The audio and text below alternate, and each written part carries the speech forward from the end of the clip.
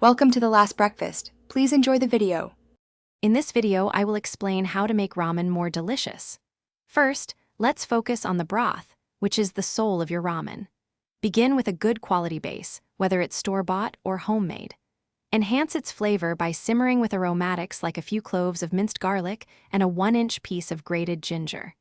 A tablespoon of soy sauce or a teaspoon of miso paste can also add a wonderful umami kick. Next, let's talk about adding substance and nutrition.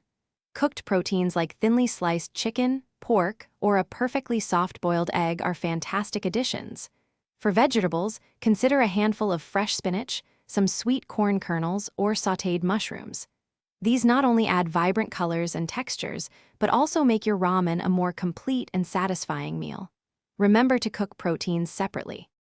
Now for the exciting part, toppings and garnishes that truly elevate your ramen. A drizzle of chili oil or toasted sesame oil adds a wonderful aroma and a hint of spice. Freshly chopped green onions and a sprinkle of sesame seeds provide a fresh, nutty finish. Don't forget a sheet of nori seaweed, which offers a distinct savory crunch and visual appeal to your delicious bowl. Finally, it's time to enjoy your culinary creation. Serve your perfectly crafted ramen immediately in a large, warm bowl to maintain its temperature. Take a moment to adjust any seasonings to your personal preference before diving in. For more great tips and deals, including a link to those amazing darn tough socks with a lifetime warranty, be sure to check the description below this video. Enjoy your gourmet ramen.